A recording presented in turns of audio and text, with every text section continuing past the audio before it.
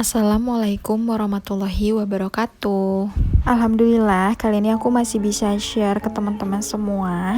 Teman-teman gimana nih kabarnya? Mudah-mudahan selalu diberikan kesehatan dan kebahagiaan setiap harinya ya. Amin, amin ya Allah ya Robbal Alamin.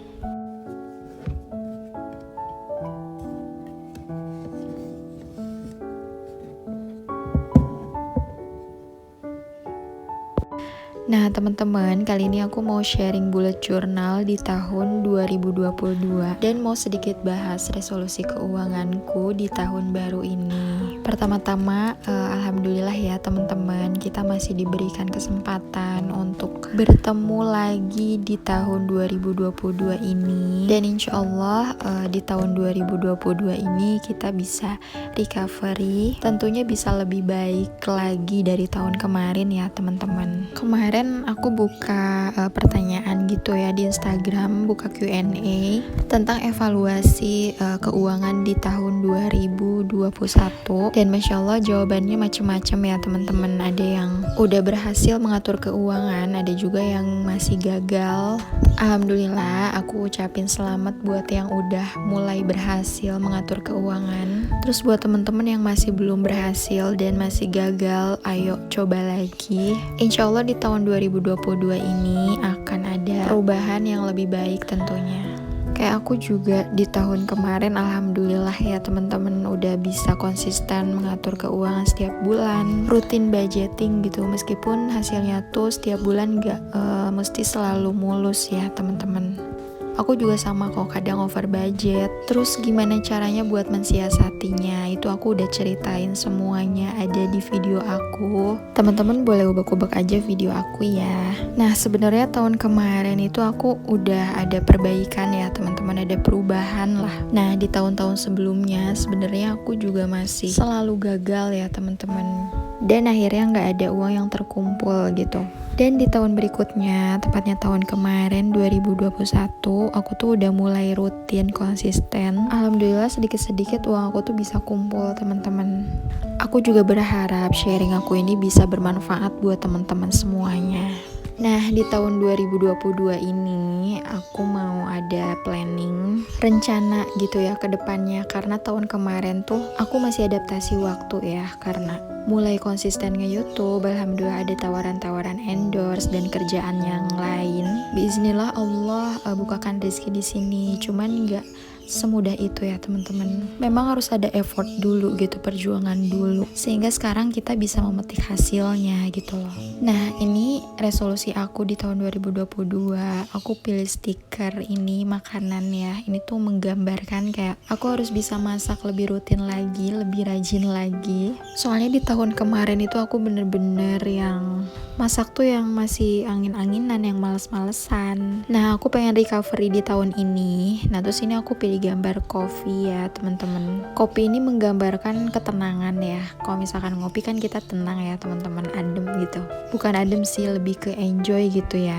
Jadi aku pengen lebih enjoy lagi gitu dalam menghadapi hidup ini, tapi tetap fokus sama tujuan gitu. Nah yang terakhir ini aku pilih stiker buku jurnal. Cita-cita aku dari tahun kemarin bikin jurnal, ngejurnal gitu ya. Sebenarnya untuk ibu rumah tangga sih ribet ya teman-teman dengan ngejurnal ini. Cuman aku pikir dampaknya bakal lebih baik sih buat kehidupan sehari-hari. Waktu tuh jadi termanage ya, terkontrol gitu. Terus tanpa disadari juga kita terlatih buat produktif. Sebenarnya tahun kemarin juga sama sih, aku udah coba jurnal. Cuman gak ditulis di buku seniat ini ya teman-teman. Paling aku tulis-tulis di handphone. Terus sekarang aku mau nyobain ditulis di buku kayak gini, seru juga sih.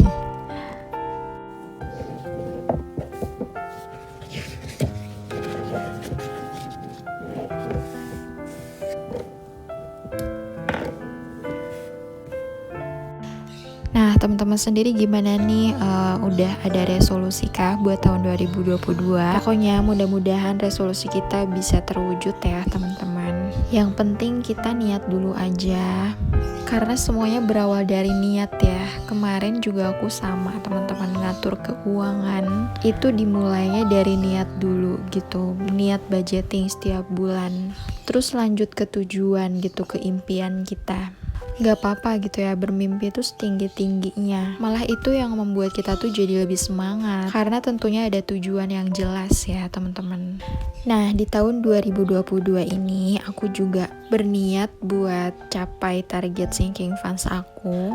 Aku pengen di tahun ini aku bisa berkurban dan bisa sedikit membantu pembangunan masjid ya teman-teman. Alhamdulillah gitu sedikit-sedikit kan uang bisa terkumpul. Dan mudah-mudahan di tahun ini aku bisa merealisasikannya. Gak harus besar kok ya teman-teman, dimulai dari nominal yang sangat kecil. Kalau kita nabung secara konsisten itu insya Allah bakal terkumpul dan hasilnya juga gak main-main ya teman-teman. Dan Masya Allah keajaiban itu benar-benar datang gitu ya. Ketika aku niat nabung untuk kepentingan akhirat, Masya Allah selalu ada keberkahan gitu dalam hidup. Baik itu rizki, kesehatan, dan kenikmatan yang lain yang sangat banyak yang Allah kasih. Diperluas gitu pintu rizki sama Allah tuh.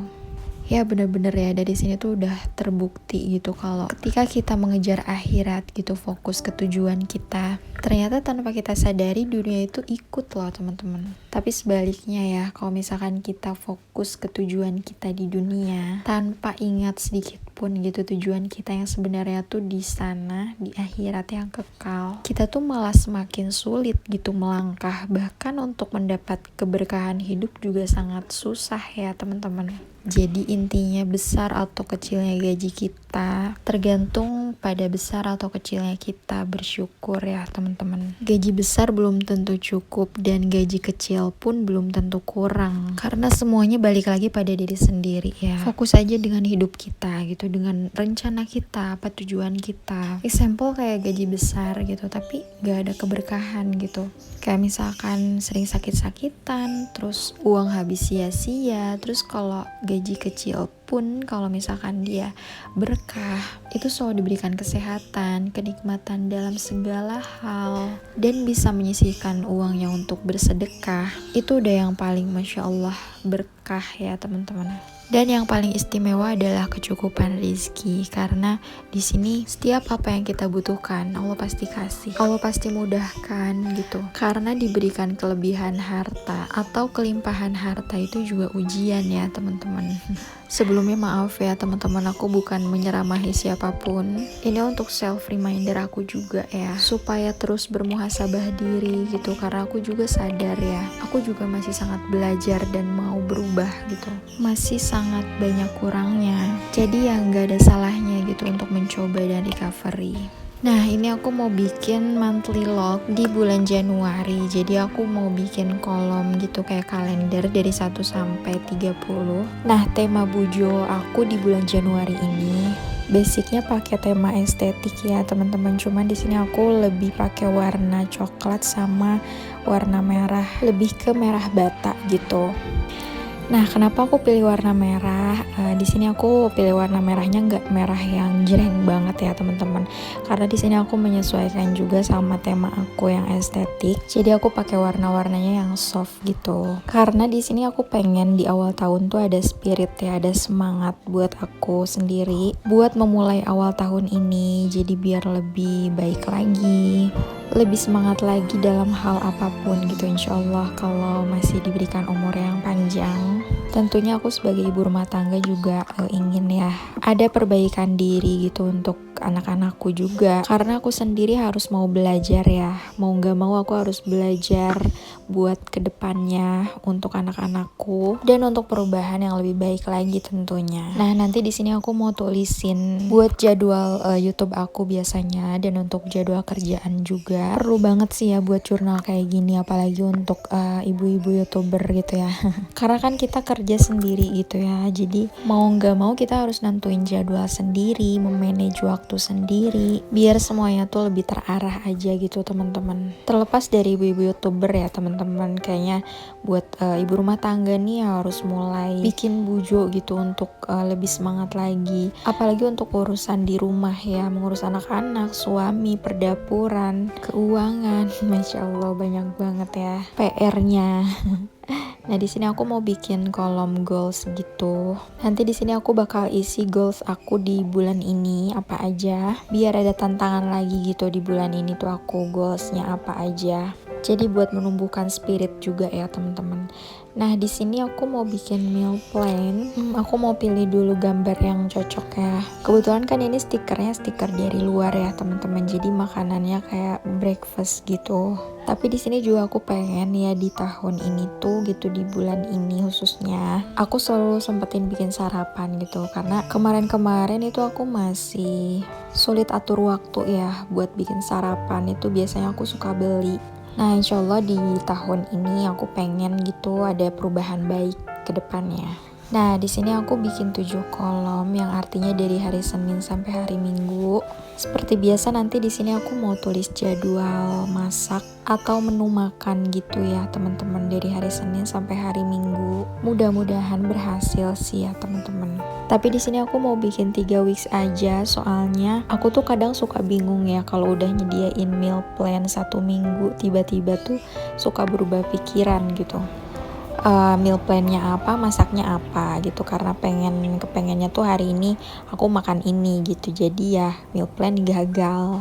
Jadi meal plan yang aku patok di sini nggak harus yang hari Senin makan ini, hari Selasa makan ini, nggak gitu juga ya teman-teman. Ini kayak lebih ke patokan aja gitu, menu-menunya apa aja. Terus kenapa cuma 3 minggu? Soalnya aku pengen 1 minggunya tuh aku bebas. Dalam artian bebas masak atau bebas nentuin menu makan gitu loh teman-teman. Soalnya juga aku ngerasa perlu jeda gitu ya teman-teman, biar tetap waras.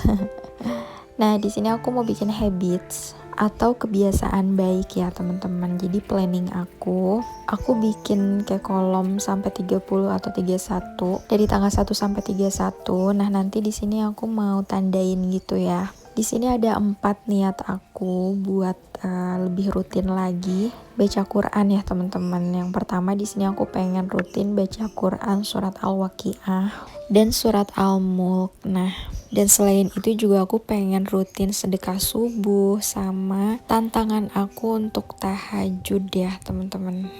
Nah, di sini aku pakai stiker kayak gini ya, yang bulat-bulat kecil gini. Nah, aku tandain ini, emang sih tandanya nggak terlalu kelihatan bedanya. Warnanya hampir sama semua, cuman kalau realnya ini agak beda dikit gitu ya teman-teman. Jadi setiap challenge itu warnanya beda-beda ya teman-teman. Jadi kalau misalkan tanggal 1 nih aku bisa baca surat Al-Waqiah sama Al-Mulk, terus bisa sedekah subuh dan bisa tahajud juga. Aku tandain atau tempelin si buletannya di tanggal 1 itu ke empat-empatnya gitu. Kalau misalkan di tanggal 2 nih aku hanya bisa baca surat Al-Mulk aja, terus yang lainnya enggak, aku cuman tempelin buletan yang Al-Mulk aja di tanggal 2. Gitu aja sih teman-teman challenge-nya. Jadi ini buat tantangan diri aku sendiri ya. Terus nanti aku akhir bulan bakal evaluasi apakah yang bulet-buletannya tuh penuh atau masih kosong. Kalau masih kosong berarti itu perlu ada recovery lagi. Jadi harus ditantang lagi nih buat diri aku sendiri. Nah, terus ini yang kedua aku mau bikin murojaah ya. Aku mau bikin 3 kolom gini. Ini tuh ada kolom untuk aku, yang kedua kolom untuk kakak Zea, dan yang ketiga untuk kolom Al Zain. Cuman di sini Zain masih kecil ya teman-teman, jadi paling ikut-ikutan kakaknya aja sih. Kayak misalkan baca surat Al-Fatihah gitu ya, dia tuh suka ngikut-ngikutin kakaknya. Padahal kan dia kayak ngomongnya belum lancar, tapi sedikit-sedikit tuh bisa gitu ya, Masya Allah. Nah, di sini aku mau bikin kolom-kolom itu tandanya tuh dari tanggal 1 sampai 30 atau 31. Jadi kalau misalkan aku di tanggal 1 nih murojaah atau hafalan surat An-Naba misalkan, aku arsir kolom di tanggal 1 itu gitu.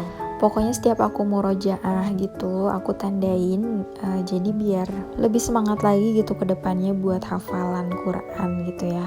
Gak buat anak-anak aja sih teman-teman, aku juga masih banyak surat yang belum hafal. Jadi aku juga masih mau belajar bareng-bareng gitu sama anak-anak aku. Nah, next di sini aku bikin konten planner, yang artinya nanti aku bakal tulis konten apa aja yang bakal aku bikin gitu ya, atau ide-ide konten apa aja aku bikin nanti dari tanggal 1 sampai tanggal 30 gitu. Sekaligus juga buat jadwal YouTube ya teman-teman.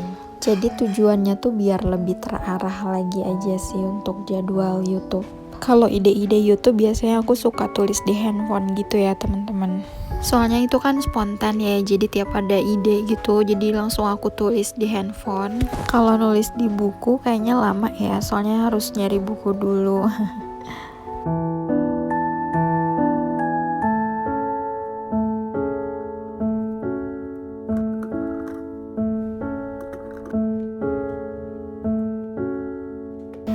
Nah, next di sini aku mau bikin 2 kolom gitu.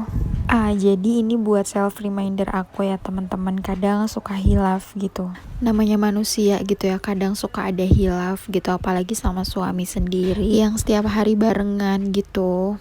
Suka ngerasa kalau suami ada salah dikit aja, kita tuh lebih cenderung ke ngelihat kesalahannya itu gitu, tanpa kita lihat di belakangnya tuh banyak banget kebaikan-kebaikan suami yang terlupakan gitu. Nah, jadi di sini aku mau nulis kebaikan-kebaikan suami gitu. Jadi waktu suami ada kesalahan, aku bisa lihat di sini list kebaikannya yang insya Allah bisa membantu meredam emosi kita juga ya teman-teman. Kadang Masya Allah begitu mudahnya gitu ya wanita dipersilakan untuk memilih surga manapun gitu yang mereka pengen, karena sesungguhnya surga itu terletak pada suami kita sendiri ya teman-teman. Aku juga masih banyak belajar sih, benar-benar masih banyak yang harus diperbaiki, jadi aku mau mulai coba sekarang gitu. Nah, ini aku mau bikin list keburukan istri. Kenapa kebalikannya? Karena ini adalah untuk introspeksi diri sendiri ya teman-teman. Kadang saat kita berbuat buruk itu nggak ada yang ngingetin, dan mungkin tanpa kita sadari suami kita tuh nggak suka itu gitu. Cuman yang harus introspeksi ya diri kita sendiri gitu teman-teman. Bahkan dalam Islam juga dianjurkan untuk melihat kekurangan pada diri sendiri agar kita terus menjadi orang yang berkembang, belajar lagi dan terus berproses ya teman-teman. Pokoknya banyak banget deh PR-nya. Terus yang paling utama itu harus saling ya teman-teman. Ketika kita nggak bisa, suami kita tuh harus berusaha buat bisa gitu, dan begitu pun sebaliknya. Nah, jangan lupa yang terakhir terus berterima kasih pada diri sendiri ya teman-teman. Jangan lupa hargai diri kita gitu. Apapun yang kita lakukan di bulan ini, di hari ini, di detik ini, berterima kasih sama diri sendiri. Pokoknya luangkan waktu untuk self love, karena itu membuat diri kita jauh semakin berharga. Dan semoga impian dan harapan teman-teman di tahun 2022 ini bisa terlaksana dan tercapai. Amin ya Allah ya Rabbal Alamin. Jangan lupa di like, comment, subscribe. See you in 118 episode. Wassalamualaikum warahmatullahi wabarakatuh.